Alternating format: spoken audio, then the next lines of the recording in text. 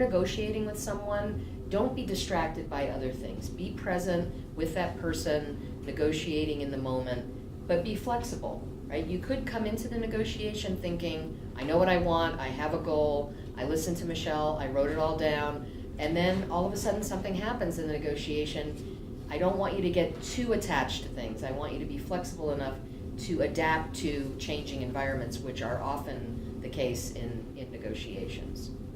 Sometimes there's anger. That's usually the emotion that comes out most in those small negotiations when they're going wrong.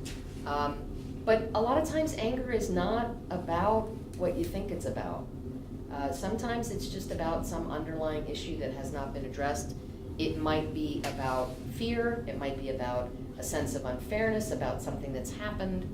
Try to find that trigger and address that, because a lot of times people get stuck on that sort of surface level of what's happening, and then the anger builds and they're not listening to each other, and a whole bunch of things usually go wrong.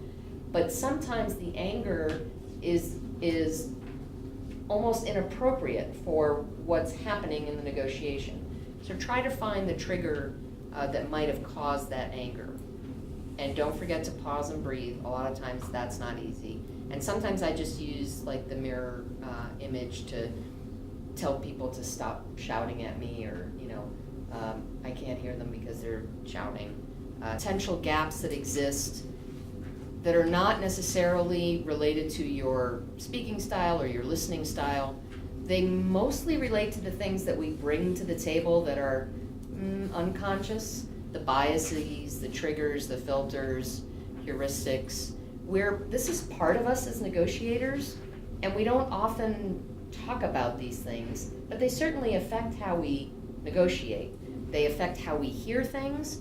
There are a lot of times when people would say to me, why are you speaking in such a loud, sort of aggressive voice? And I thought, well, I grew up in New York, and so that loud, aggressive voice is just part of who I am, and I don't know should I do something else? And they're like, well, it's loud and aggressive.